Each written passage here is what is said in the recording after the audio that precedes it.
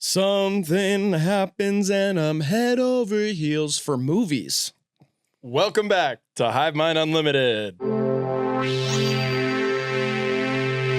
And welcome to another episode of our movie series, How Did It Age? Where we watch older movies and reevaluate them with modern context. Today's movie is 2001's Donnie Darko. Woo! Your favorite movie of all time. I think it's probably my favorite movie of all time. Can you tell me some new facts about it? I can. I'll tell you some facts you probably already know first. This is an absolute cult classic banger. It's got an 8 out of 10 on IMDb, an 87% on Rotten Teas, and a 4.0 on letterboxd. It is universally beloved, besides our guy Raj. Yeah, I figured Raj might not like this one. He gave it 2.5 stars, which isn't the worst rating, and he said the movie builds twists on top of turns until the plot wheel revolves one time too many, and we're left scratching our heads. That's fair, because when you watch this movie the first time, no matter how smart you are, you don't really get it. Right. But I've watched this movie, and I'll spoil that. Sure. I've seen this movie probably 25 times, and like I fully get it now. Yeah. I get the movie, but I still noticed a few new things while watching it this time. From my research, it seems like there's 3 philosophies about this movie that all make sense, and whichever one you kind of prescribe to, you can make sense of it. You can do like the tangent, alternate, real reality versus whatever, like the layering of time thing can be there. You can do like the Christ figure, or you can believe that he's just like genuinely a schizophrenic and you're buying into that. Yes. And any of those 3 really work. Or a combination of a few of them. Exactly. Because the first 2 kind of work in tandem. Yep. And the third one, obviously, there's a way to look at it that way. Yeah, where it's just like, oh, he's just nuts. Crazy. He's just crazy, and we're like trying to make sense of visualizing what a mad person's like. Yeah. So that's all right. That kind of allows for it to get a little out of control for me in some places, because you can fill in those gaps with, well, he's just crazy. It's kind of similar to how Fight Club was. Yeah. They're like, kind of similar movies. Yeah, oddly enough. Mm-hmm. You're like, oh, well, if this is the case, maybe it's not. This can also be the case, kind of take its place. Whatever. Not initially successful, makes $7.5 million against 4.5, kind of struggled to get a distributor. Some really insane things happened in pre-production, though, that I'd love to point out. Interesting casting notes. Vince Vaughn turned down the role. He was offered it, thought he was too old. Thank you, Vince. It would have been really funny to see you talking super fast to Frank. Come on, Frank. We got to kill the day, baby. Your money, buddy. Mark Wahlberg was also offered it and accepted it, but insisted on playing Donnie with a lisp, and they had to cut him. They said, Mark, no lisp. And he's like, throw me the future, Frank. And you told me this before, and I still cannot believe it, but he just said he wouldn't do it. Yeah. Like, he was like, oh, lisp, like, if I can't do the lisp, I'm out. It's the creative hill Mark Wahlberg died on, is giving Donnie a lisp, which is awesome that, in whatever, 99, Mark was like, I'm doing a lisp. I'm an actor. And then Jason Schwartzman, had it, secured, offered, approved. He was rolling into pre-production, and then a scheduling conflict emerged, whatever you want to say. And he had to bail out, leading to them kind of going into auditions, and Gyllenhaal wasn't that established at that time, and they picked him. And I think they really ended up on the right one. It's awesome when that works out. But if I imagine any of those other people doing it, I can kind of see Jason Schwartzman doing it, but Jake Gyllenhaal is perfect as Donnie Darko. Yeah, at this time, too, it's just like, it hit the note I feel like Richard Kelly, who's the director, was going for. Speaking of Richard Kelly, this is his first movie. He wrote and directed. Attaching him as the director was another thing that made this difficult, because he had no credits, anything, He wrote the script in October in 28 days. The movie takes place over 28 days. His cinematographer during the filming was pressing him that one of the major plot holes in his script was that engines don't just fall off planes. And then during production, a dishwasher-sized piece of a Boeing 747's engine fell off onto a beach. And so he was like, told you so. All these weird things are going on. It also was filmed in 28 days, right? Yes, it was filmed. So it was written in 28 days, filmed in 28 days, and takes place over 28 days. Yes. That's weird. And Graham Greene, the author of the short story that Drew Barrymore teaches in her English class, his real life birthday is on October 2nd, which bookends the movie. That's when it starts and ends as time returns.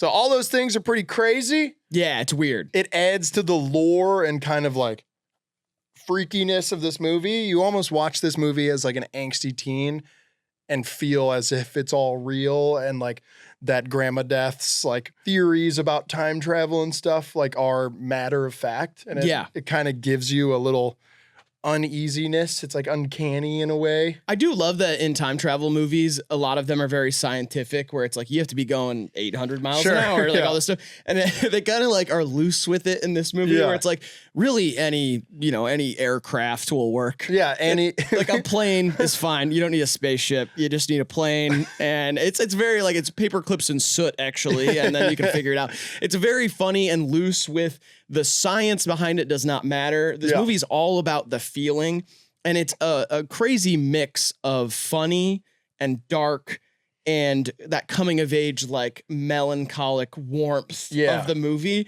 where when I watched it for the first time when I was 17, I wasn't just like, this is my favorite movie. I was like, I am Donnie Darko. Like, that's me. I'm a weird teenager with existential dread. Nobody understands me at high school. Yeah. And also, I'm a little like nervous around girls, and maybe I'm crazy. Yeah. And also, maybe I could save the world. Like, it does have a very, you can build your whole personality around this movie. And there's a lot of movies like that. Yeah. As you watch it when you get older, it's such a fantastic movie for being so open-ended and having kind of something for everyone. It really does suck you into the world. Yeah, absolutely. Lastly, for context, before we get into our bullet points here, this movie stars Jake and Maggie Gyllenhaal. Maggie Gyllenhaal's hot, I'll say it.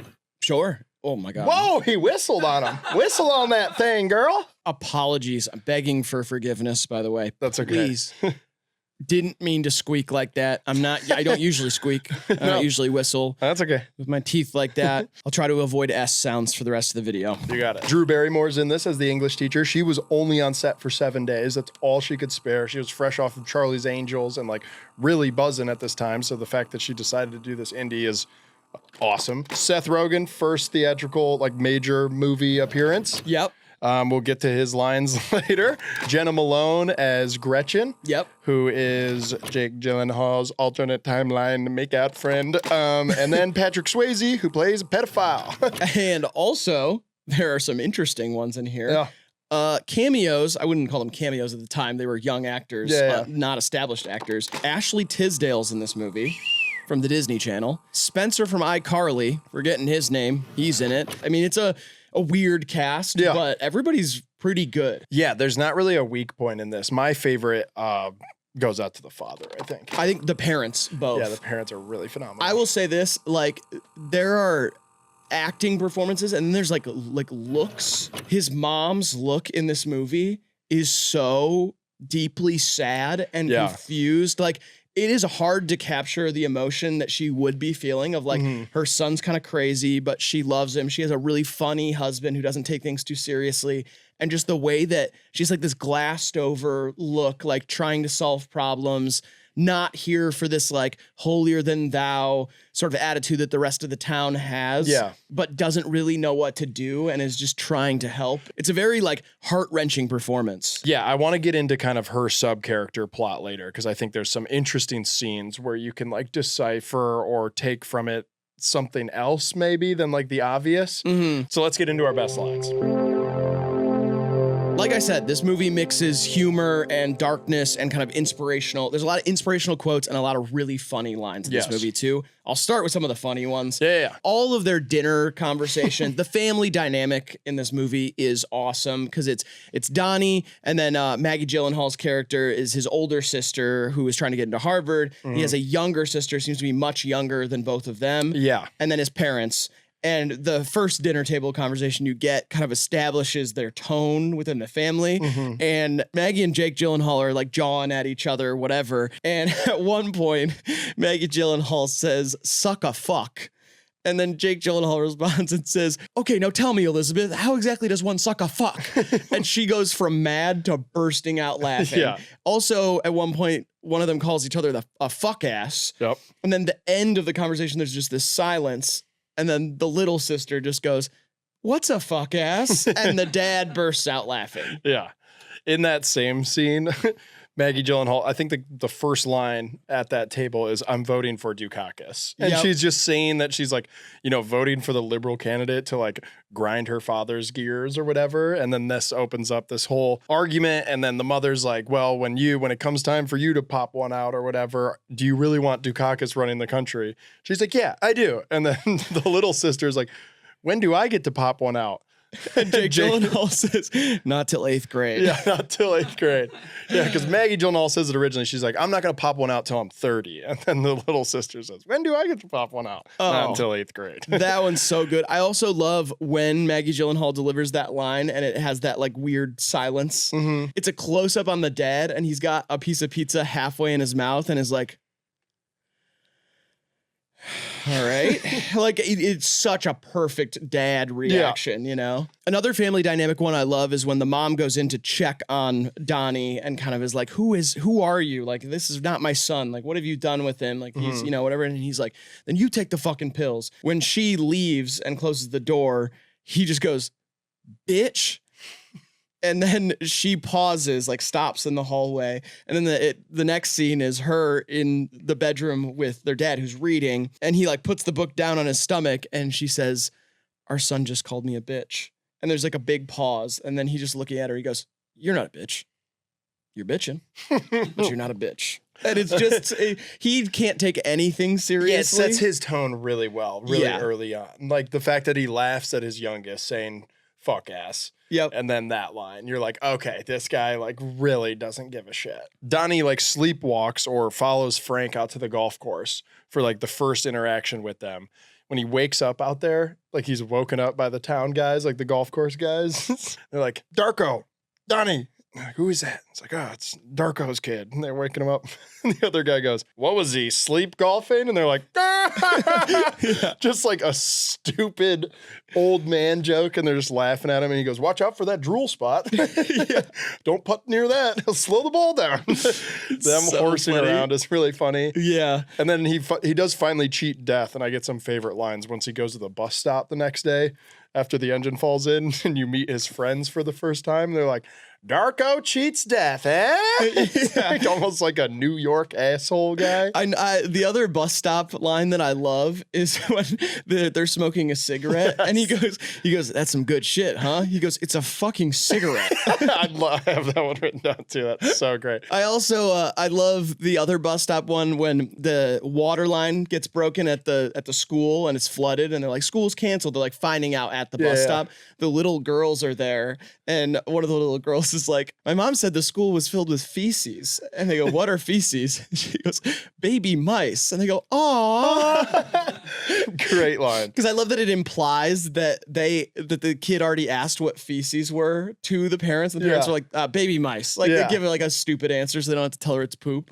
I love the first day of school when they get to the really weird teacher's class, like the gym teacher's class or whatever. Mm-hmm. And she's showing them the Jim Cunningham videos that are like the motivational fear and love are this like dichotomy of life. Which spectrum are you on or whatever? And it cuts to the little boy who's been wetting his bed and he's 10 years old. And he just goes, I'm not afraid anymore. Like it's like calm. There's like piano music. And then it cuts to him and he fucking screams it.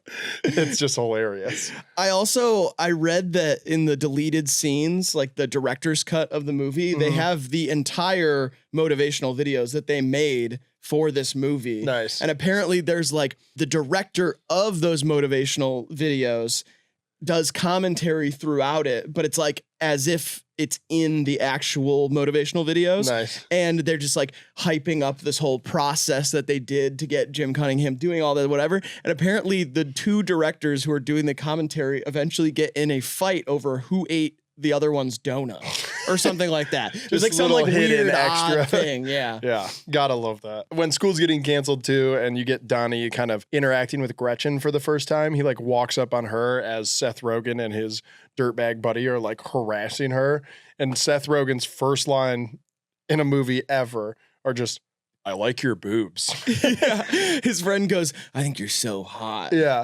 And then just Seth Rogen goes, I like your boobs. Yeah. Unbelievable. Great just line. like really, he's been who we thought he was kind of from the start. It's just great that's how, you hear him deliver it and you're like, holy shit, he made a living out of that. Yeah, he was in Freaks and Geeks, and it's like the same character in this one. And then you get Donnie walking home with Gretchen, and at the end of their walk, he just asks, do you want to go with me? Which I think is such a funny, like I always think of that line from this movie. Yeah. Because I don't really hear that anywhere else unless I'm like talking to an 80-year-old and they're like, well, I went with her for a little while. Like, Yeah. where'd you go? I love that they're like that's what we call it here. Yeah. Like it establishes there's very much a dynamic of like a real town. Yeah, Middlesex has like a culture. Yep. And like the people that grow up there become a certain type of person, and there's like an attitude and like a kind of a prestige, but like not in like the highest echelon of society. No, it's like a local celebrity sort of town. Like Jim Cunningham is like the guy in town. It's upper middle class,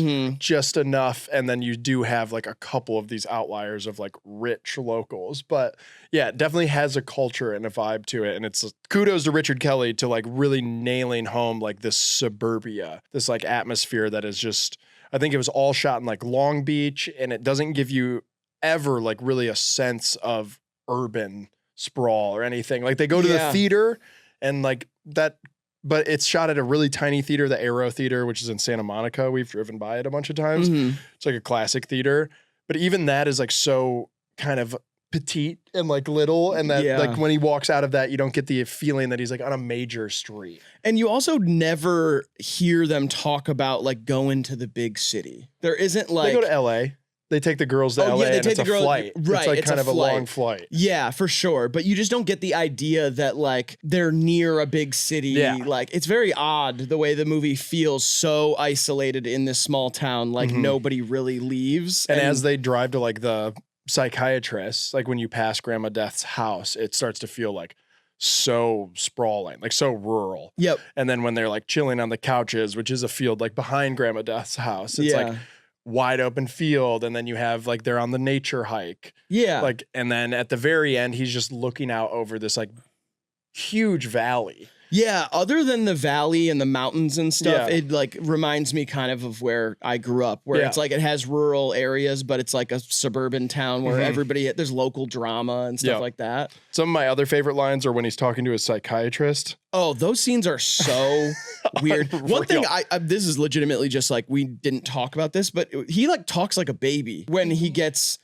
hypnotized. I feel like that's normal. Totally. It was a good play. Yeah. Like it's a good like method, I guess, to like delivering some sort of weirdness in that scene, but it's so odd. Like he's hypnotized and he's just like, I don't. He talks completely different. I think it's like speaks to the transformational adolescent kind of pubescent time rather that he's going through, and that like behind this shield of, you know, when you're a teenager becoming a man, like you start to put on this voice, you start to like pretend you have the answers. Like he has all this philosophical existential knowledge, and he's just like, when he's conscious, he's like talking about the absurdity of searching for God, but the second he's hypnotized, he's like still very much a little boy. Yeah, he's like a horny high school boy. That's his thing. So the one line I love, this whole exchange, the psychiatrist says, "Do you still think about girls a lot?" "Yeah."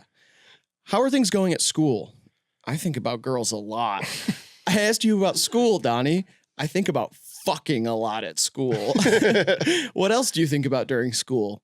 "Married with children." She says, "Do you think about your family?" And he says, "I just turned on the volume and think about fucking Christina Applegate." And then she says, "I asked you about your family, Donnie." And he says, "No, I don't think about fucking my family. That's gross." And this is while he's unzipping his pants to touch himself, and then she like gets him out of it. Yeah. It's just a wild, it's very funny, but it's also like, oh, you get to see like, yeah, he's kind of like, he's just a kid. Yeah, he's like, a sick, horny little bastard. Yeah.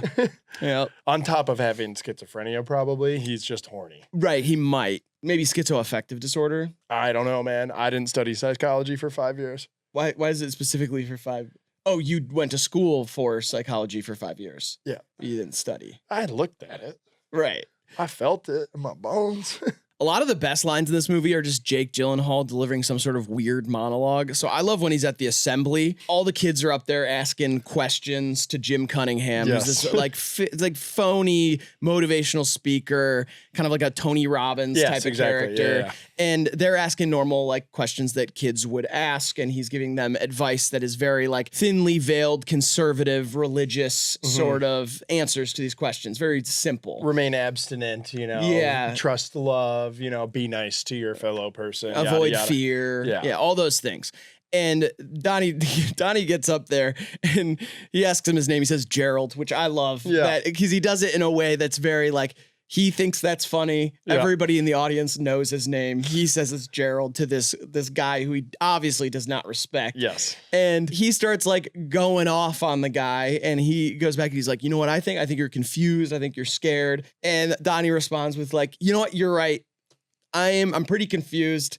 And I probably am driven by fear, but I think you're the fucking Antichrist. and like that's the final line. Yeah, they like let him cook for a little while. Too long. Yeah, I'm like that wouldn't happen. Because his first thing he does when he walks up, he goes, "How much they paying you to be here? And are you just telling us this shit so we buy your book?" Yeah, and like the teachers are like lunging up, but everybody's like, "What's he going at?" And I had friends like that in high school too, because I went to an all boys Catholic high school. Shout out was. Yeah, and I had friends who straight up did that to like the priest, like who would be the president. Our president of the school is always a priest, a Jesuit priest or whatever. They would go up to him and be like, "How much money do you make?" Yeah, and it was always like as a sign of disrespect. It was just a anti-capitalist sort of like mentality and angsty thing you would say. Yeah. And so he tests him off the bat and they just let him keep going. And he's like, I think you're the fucking Antichrist. And then he prescribes each of the kids' problems like a solution that is the opposite of Jim's. Yeah, he's like, oh, stop eating Twinkies. Yeah, he's like, if your sister's fat, tell her to get off the couch, go out for field hockey, stop eating Twinkies.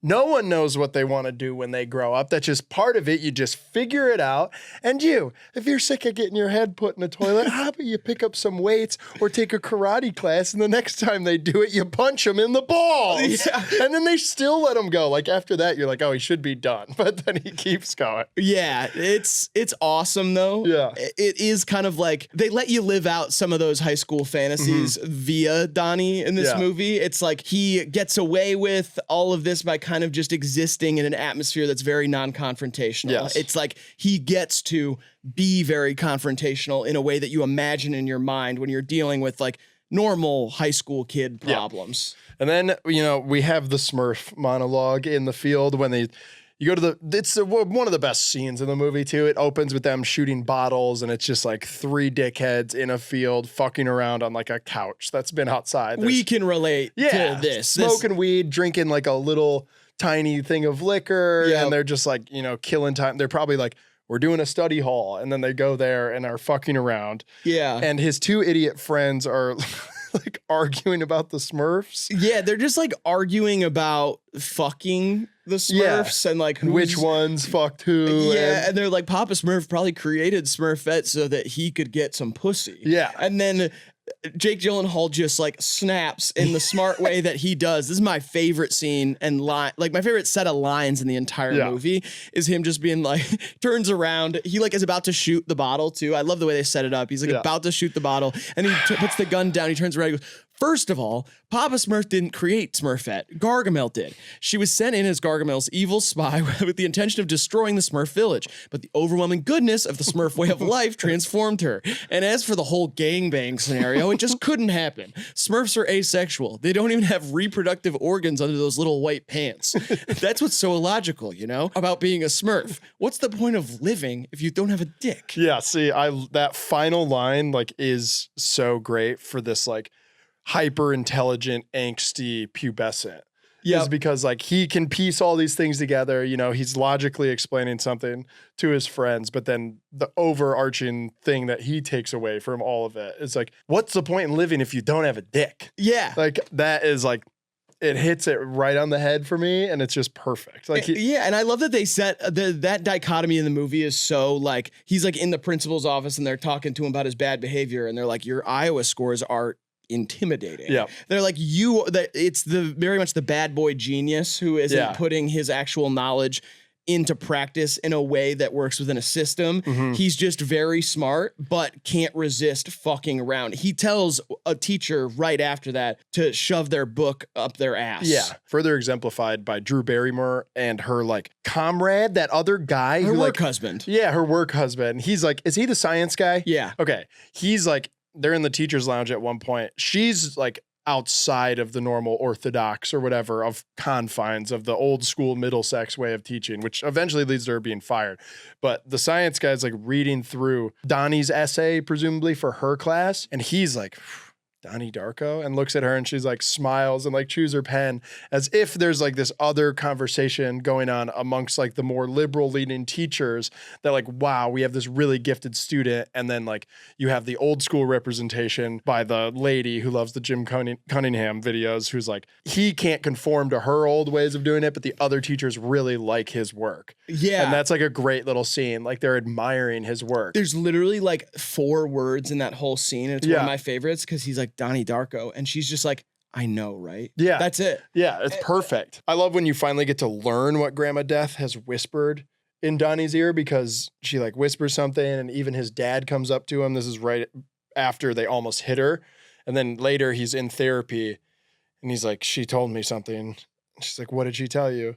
And Donnie says that every living creature on earth will die alone. Yeah. Every living creature on earth dies alone. And she's like, does that scare you? And it goes into like more deeper into like Donnie's, you know, kind of teenage existentialism going on in his head and why he thinks like this search for God is like absurd and whatever. But that is just a great line. That acting performance by him too is so good because he doesn't deliver a lot of these lines very like concisely. He's like, I don't know. He's like, I want to believe that there's something, but like, I just don't see it.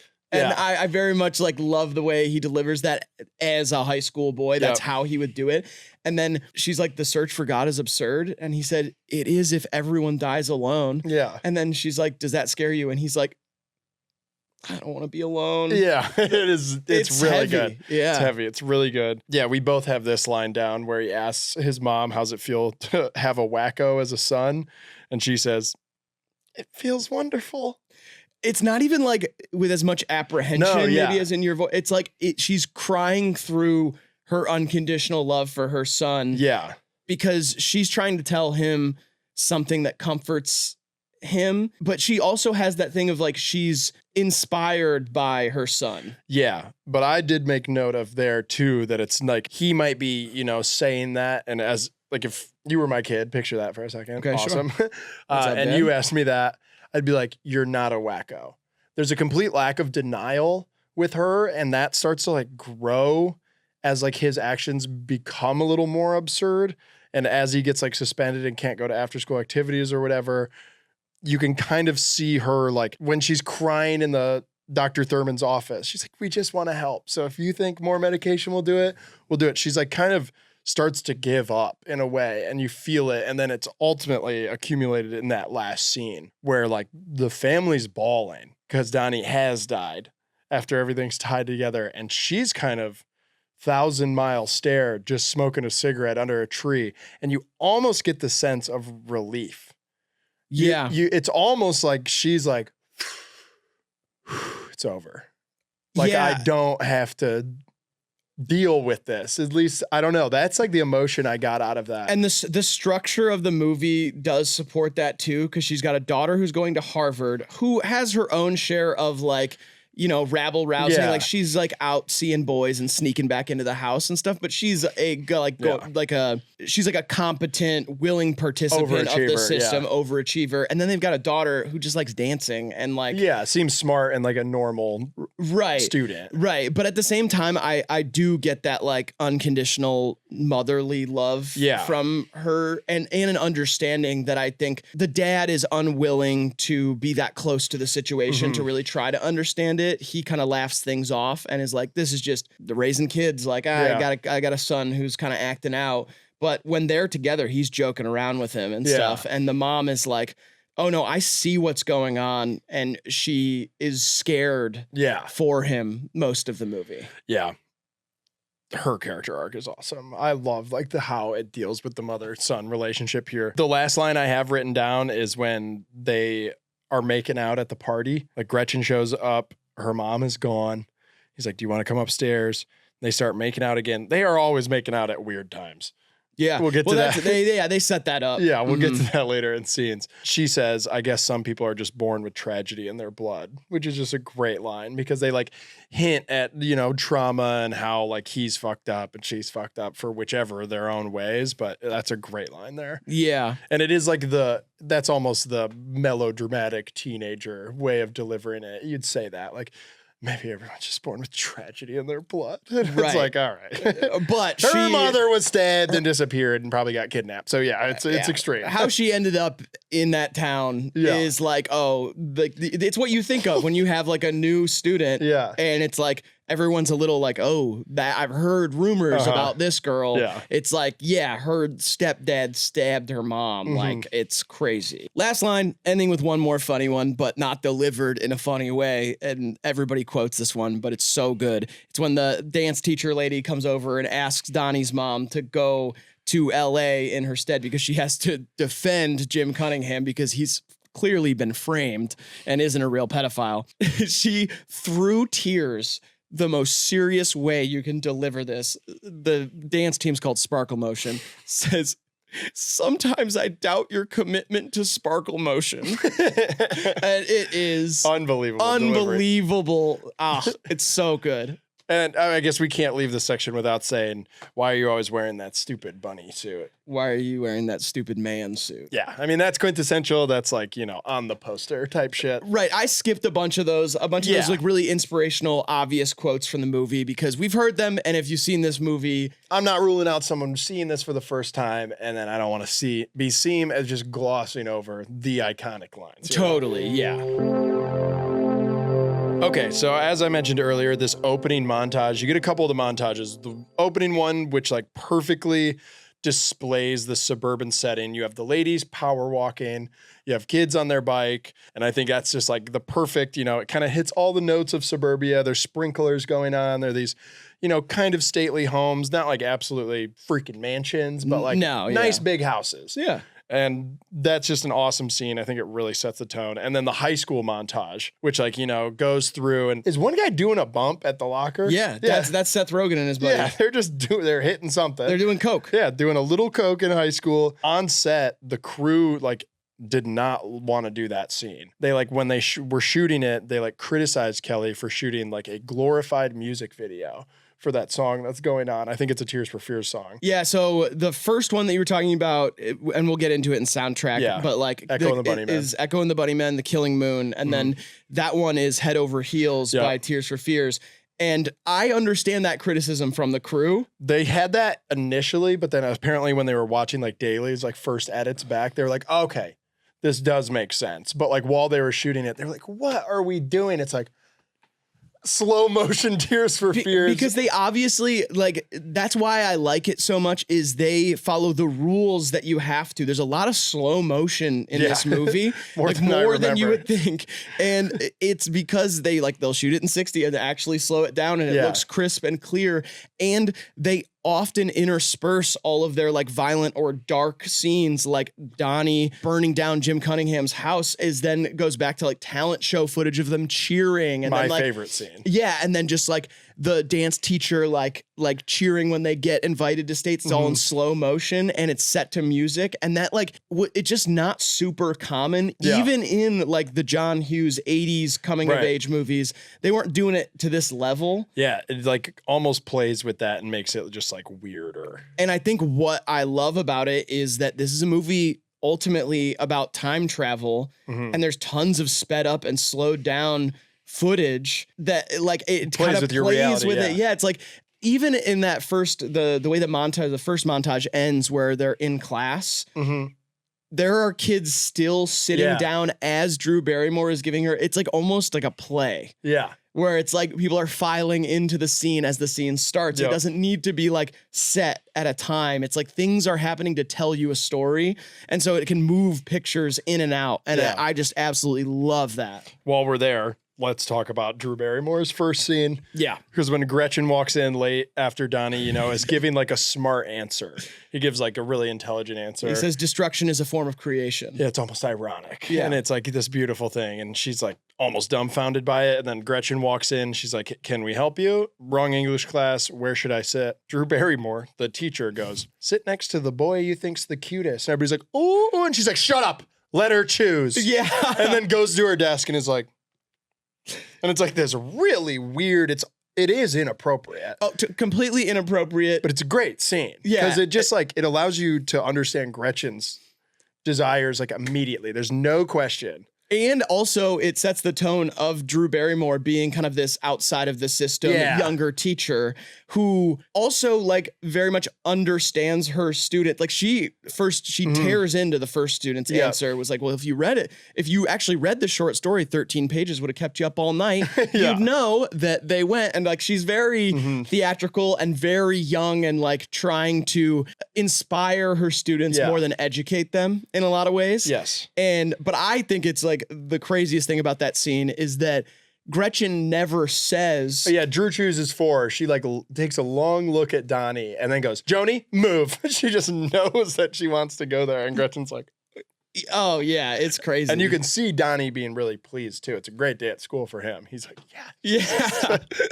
Yeah. We touched on it a little bit earlier, but I do love the scene where Donnie and his dad almost hit Grandma Death for the first time because you get to see the dialogue exchange between the two of them. They're kind of more like horsing around. And then the dad like kind of snaps into like, well, you can tell her like anything. Like he's still like trying to encourage him to be like, tell her everything, in like a good way, but maybe don't tell me everything. And then Donnie's like, Dad? He's like, what? And he's like, Dad. And then they stop. Almost kill the old lady, whatever. They both get out and have like kind of a no mail today, maybe tomorrow. And then you get the whispering in the ear back in the car. Back to that is like a great scene, very concise, and like leads you into what I believe is like the second therapy session that is really good. Like, I don't know, the gears start really rolling there. Yeah, because in the car, they're talking about the investigation about where the piece of the plane came from that landed on the house. And he's like, they don't know yet. Something about a burned off serial number. Yeah. We're not supposed to, I signed a piece of paper that says I can't talk about it, but you can tell your psychiatrist anything. Yes. And yeah, it does establish it's very much like, hey, I'm your dad. You don't got to talk. You got somebody to talk to about your emotions, but he's like still looking out for him. But it's like, I'm not looking out for you. Type of deal. I'm paying to look out for you. Yeah. As Gretchen and Donnie are kind of falling in love, whatever, they've been going together for almost 2 weeks. They're walking on the little nature trail, and Gretchen's on about time travel, which is weird. You can only assume that like he has brought it up, and you're kind of joining that conversation later. And she's like pretty enthusiastically like giving him some ideas. What if you could go back and fill all of your trauma and all the dark spots with happy memories, like a Hawaiian sunset? Donnie almost gets like sick of her rambling and is like, hey, we've been going together for 2 weeks. She's like, do you want to kiss me? And he's like, goes in for it. She leans away. She explains that she wants it to be like a special moment, like one of those happy memories she was mentioning, and it should be beautiful. Because right now there's a fat guy over there looking at us, and it just cuts to a guy in a red jumpsuit smoking a cigarette. He's like, throws it down and like walks back onto the golf course, I guess. He like stamps it out and moves. And then he comes back. He appears later with a flashlight at the Halloween party, which is weird. I don't really understand. The movie's weird. Yeah, there's something weird about He's in that the same outfit character. But I will say that whole thing about when Gretchen wants to kiss Donnie is I think that is one of the most like sensitive parts of the movie because it deals with trauma in a very interesting way. She's been through all this stuff with her family. You can tell she's very guarded. She really likes Donnie because Donnie's the other outcast sort of guy who's dealing with things. And then Donnie has those urges that he very much expresses throughout the movie. Beneath that smart guy character is very much trying to hook up. Apparently there's a deleted scene in one of the therapy sessions where he expresses his frustration that Gretchen doesn't want to kiss him and says, I just want to get it over with so we can get to the good stuff. He apparently says that to the therapist in a deleted scene. But when she says that she wants it to be a special moment, both of the moments that they kiss in this movie are after something terrible has happened. And I think that speaks to kind of that beauty and like pain thing of like special moments to her is when she needs support Yeah. More than like she's imagining it as a Hawaiian sunset or a walk on the beach. These are the things she wishes for herself. She's trying to like cover. She's going there, but then like when something really bad happens, that is the special moment. Yeah. That she needs an escape. And so to her, it won't be thinking about it or talking about it if she can just kiss Donnie.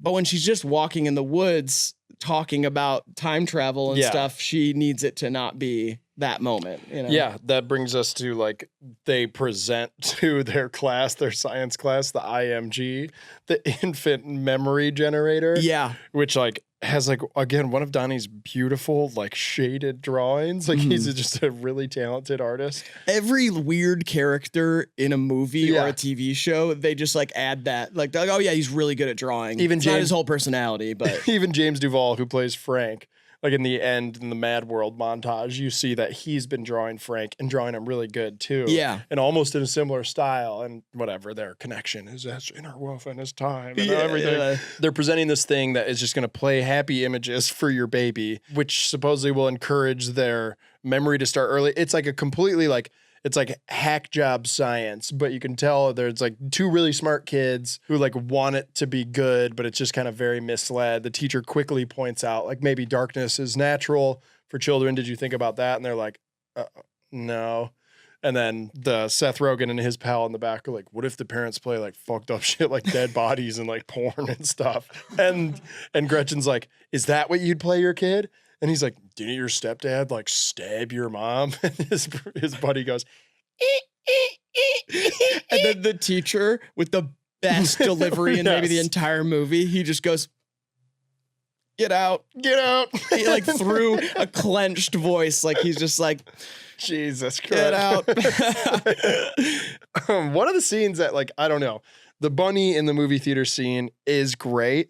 Like, especially like Donnie's like, almost like sadistic giving in to Frank's like control of him. He's like, yeah, like, I think he uses the same tone and voice when he's hypnotized by the psychiatrist as he does when Frank talks to him. Yes. But like, you ever seen a portal? And like the opening up in the movie screen and stuff, like obviously it's 2001, the special effects like aren't premium, but there's something about like how the portal like kind of twists and then like the movie turns into Jim Cunningham's house. I don't know. I feel like there could have been like something a little craftier there. This is me trying to poke a hole in a movie that I really like. Right. But I agree with that.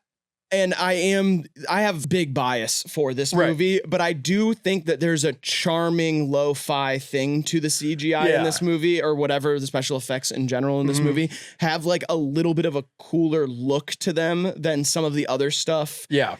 Of this time. And so like I think it looks bad, but like so does everything. Right. You know? Yeah. And a funny note that we never said earlier is that the little time worms coming out of everyone's chests, Richard Kelly was directly inspired by John Madden, who at the time is, you know, legendary football coach and did like Sunday night, Monday night football back in the day, early 2000s. Like he'd break down a play and during a highlight, he'd be like, yeah, and you see here, and then he'd draw the post route. Like, you know, Marvin Harrison's going to run a post here, and then you're going to get a blocker here. And so he's drawing these lines of where people are going to be in the future of the replay. And that's what inspired Richard Kelly to do these big liquid worms, which is just so bizarre. But you do see them for the first time while the dad and them are all sitting there and they're watching football. They're watching a football game. And I didn't know about that John Madden inspiration thing until you told me. And that was right before we watched it this time. And then we both were like, oh, they're watching football too. It's like a nod, like kind of to the inspiration. But the only thing, and I pointed it out to you while we were watching, about those CGI war, I hate that. They have, it's like a CGI little like weird kind of chrome transparent thing that they like, that he follows or whatever. And then at one point it just turns into a hand and goes like this. And I'm like, it didn't have to do that. No, like it's telling him where to go. It doesn't have to be a hand. Yeah. And he's following it like he like is sleepwalking during the day a lot of the time. Like, and everybody in his family just kind of ignores it. Like he gets up and he's like, and just like following. I don't think they're following them either. Like those things, like you have to go where it goes. Yeah, but he just like while he's walking is like almost like dead-eyed, and like he goes at one point, not with the Chrome thing, but he goes like into his room and his sister's in there talking on the phone. Yeah. She just keeps talking and like ignores him, but he's like zombified walking into the room. It's very odd. Yeah, I mean, it could be like he's on a bunch of medication. So That's kind of, used to him being like that makes out. sense. Mm-hmm. My last one and favorite scene I have is the dance sequence you talked about earlier, and how they like he walks out of the movie theater in the smallest jacket of all time and like puts his hood up as if it's going to disguise him. Another great way to exemplify the suburbia of this is he walks from the movie theater to Jim Cunningham's house in enough time to get back to the theater while Gretchen's still sleeping. Like that little reference of distance is a nice thing. Yep. But then the lighting of the house while everyone's cheering for Sparkle Motion, Drew Barrymore on the sideline kind of being like judgmental of why everybody likes this. People are like, yeah. It's almost, Napoleon Dynamite-esque. And there's something also very dark about that once you find out that Jim Cunningham has all of that like child pornography in his house. These girls are like 4th and 5th graders. He's watching like little girls dance and everybody's cheering. He says it's my distinct pleasure to announce Sparkle Motion. Like he's super proud and excited. And yeah, it is really dark, but that is a great mash of scenes there because it shows you how dark everything is, kind of the undercurrent. And that's my ultimate takeaway from watching it this time. The thing that I loved the most about it is just weaving those things together, because the tone from a dialogue standpoint, from a cinematography standpoint, and just a narrative overall, it blends all of those things so well. Yeah. This movie, you can laugh at it.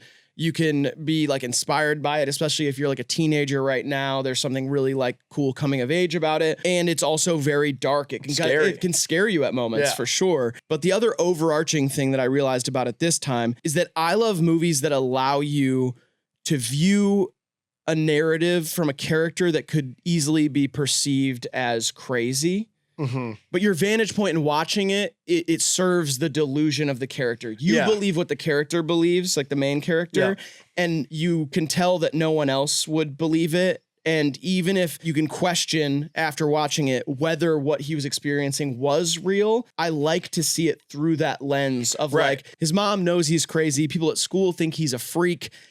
But you believe him. He's really experiencing time travel or whatever. You at least root for the character because he's the one.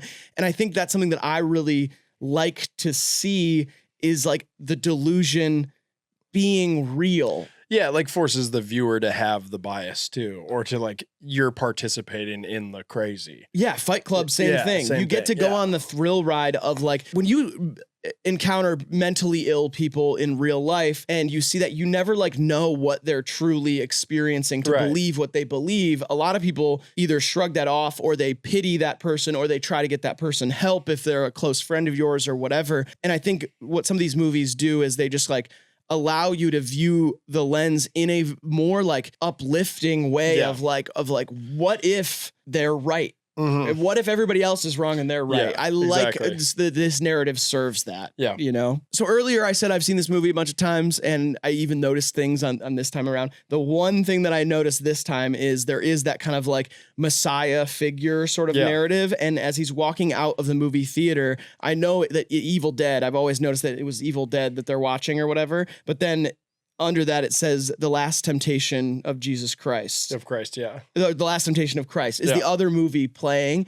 And that is kind of like his Jesus in the garden moment before he gets crucified. Yeah. It's like he's being told what to do and he reckons with his fate and he starts just obeying. And he knows, I think, the character kind of knows that he has to go back in time and change things and that he probably is going to die when he does it. Like that's the end of the world for him. And the thing that Gretchen says, where she says like, what if you could go back in time and take away all those moments of pain and replace them with something else? He knows he's doing that and like laying his life down. So he's supposed to be a Christ figure. And it's just cool that they pay homage to that with a movie. Yeah. It's very nice.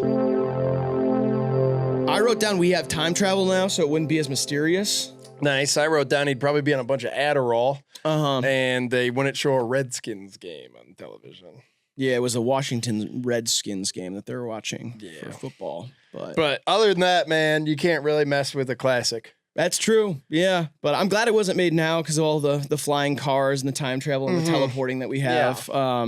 I guess maybe it would be a little less like horny for the character, but like that serves the character so well. I feel like that would just be done in a more subtle way. Yeah, for sure. And also they probably wouldn't be talking about dukakis. Yeah, or fucking Christina Applegate. She's like an old lady now. So yeah, I guess there's a lot of stuff that would be different. Yeah, when you really look at it. Shit. But yeah, classic movie. Wouldn't change much about it, honestly. I put down Donnie Darko with Kristen Stewart. I don't even remember writing that. That's good, man. Yeah. I put down Dominic Sessa as Donnie. I feel like he'd be a great one. Who's that again? He's from like The Holdovers. He's the kid in that. That was like his first big breakthrough. Yeah. Tall, kind of quirky guy. Yep. But like in The Holdovers, he's kind of the troubled, angsty, hyper-intelligent, horny teen. Okay. Who's like befriends a teacher, but the teacher kind of hates him because he's up to no good. It's like he very much... It's my only frame of reference is like that movie for him, but I'm like, oh yeah, he could do that. And they've tossed around the idea. First off, they made a sequel. Richard Kelly was not attached to it.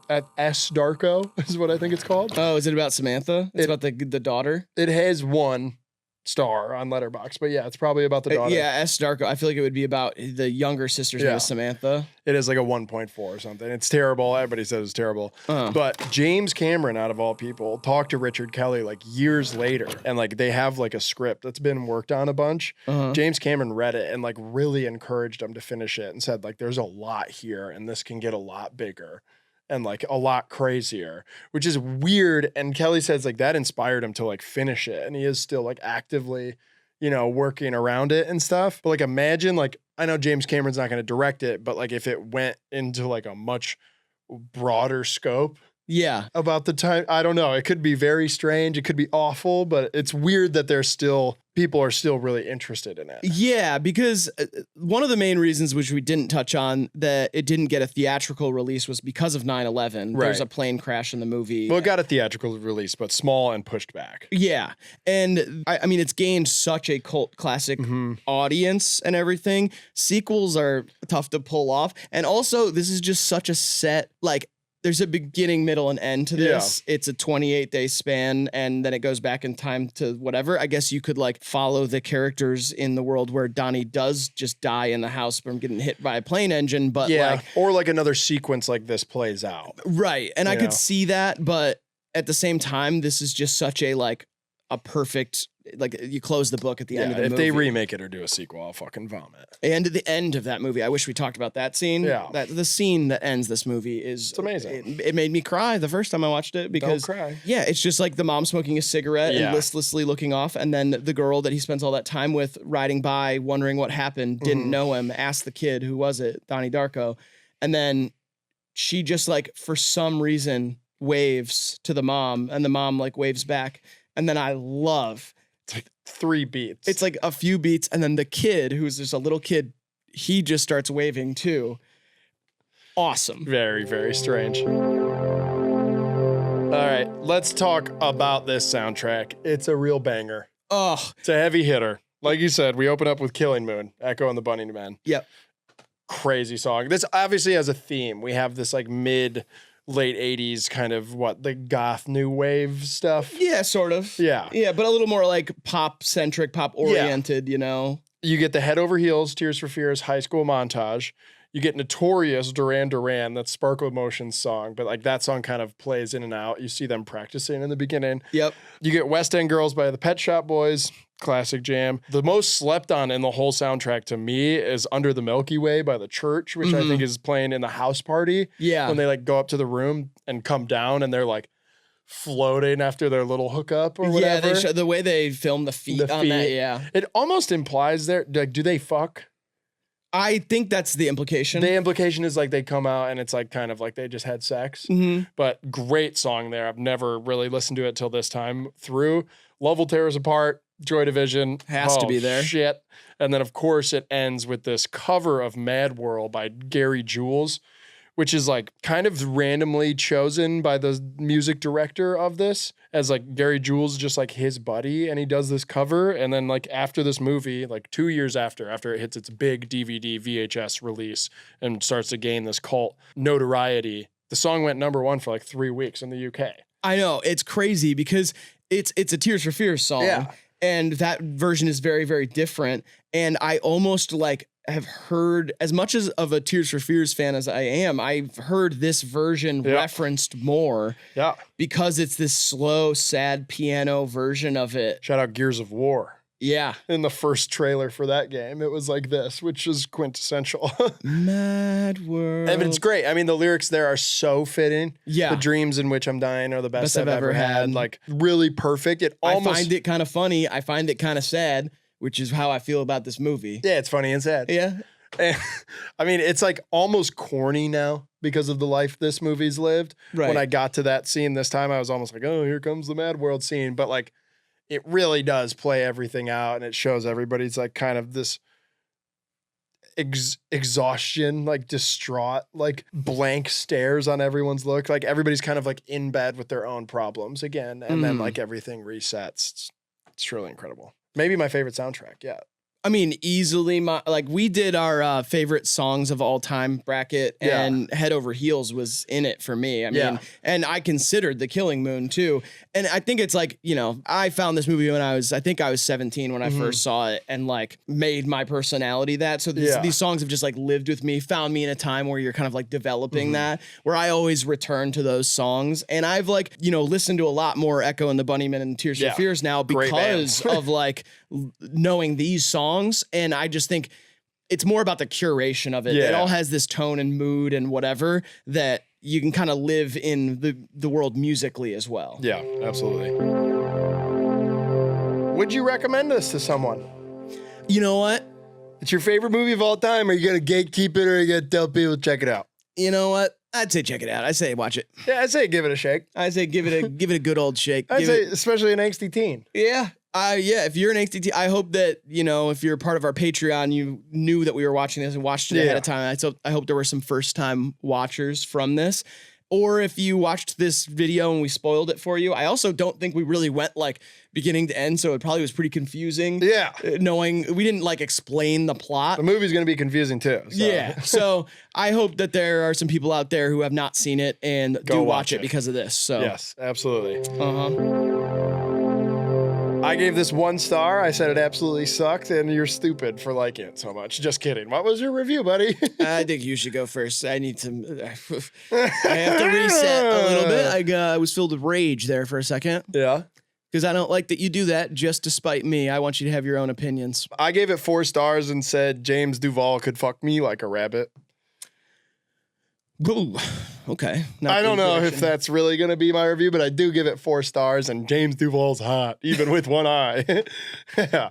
I might edit. I might redact it. Sometimes I change my reviews, you know, over time. But right now, that's what I'm going with. I gave it 5 stars and said Frank's persona gave me suit envy.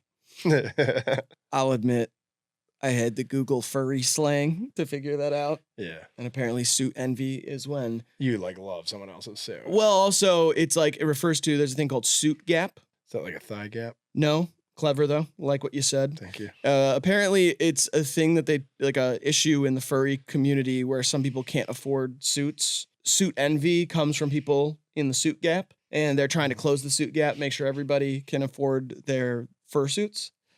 Is a thing that I learned about. And I know he's laughing and I cracked a smile, but that was because of his laugh. Yeah. This is a serious thing. No, obviously. Yeah, it's just like using like new economic terms. It wasn't familiar. No, yeah. There were some other ones that I thought about using that were just too much. Like apparently yiff is a thing. What the hell's that? Apparently people go up and say yiff to other furries they want to hook up with. And if they say narf or warf or something like that, they say it back. That means not in the mood right now. I don't know. Cool. There's a lot of different words that I learned, but Frank's persona gave me suit envy is what I decided to write. You definitely did the like gray zip up over the skeleton for Halloween before, right? Yeah, like 5 different times. Okay, good. It's a really easy one. I know, it's awesome. And when I was watching it, I was like, Riley's definitely done that a bunch of times. Yeah, I have. Yeah. I think I don't know if I still have it, but it was like my go-to. Yeah. Because when I was a kid, I went all out for Halloween. Like every year, was building costumes with my mom. It was like one of our favorite times of the year, and we would work on them together. We'd paint boxes, do crazy stuff. And now I just 2 days before, I'm like, oh fuck, Halloween. What do I do? Shit. You know, and so. Yeah, now It's a great one. It's a good one to just have in the closet because it's a great zip up and you're wearing a skeleton suit. It's pretty comfortable. You should be a sexy bunny this year and say you're Frank. I'm down. I was an Energizer bunny one year. Made a drum with my mom. Yuck. Also, another cool thing about this really quick is today, the day that you're watching this is October 27th. So tomorrow the world will end. The sky will open up and you'll all die. Or 3 days from now. Whatever. Right? It's 28 days, starts on October 2nd, so 3 days. Whatever. The day before Halloween is when it's gonna end. Whatever, dude. This is a great movie. I'm glad we watched it. If you want to know what movie we're watching next, like Riley said, join the Patreon, become a patron, or become a member on YouTube. And you'll get the little heads up a week before so you can watch it, and then maybe these videos will have a little more context for you.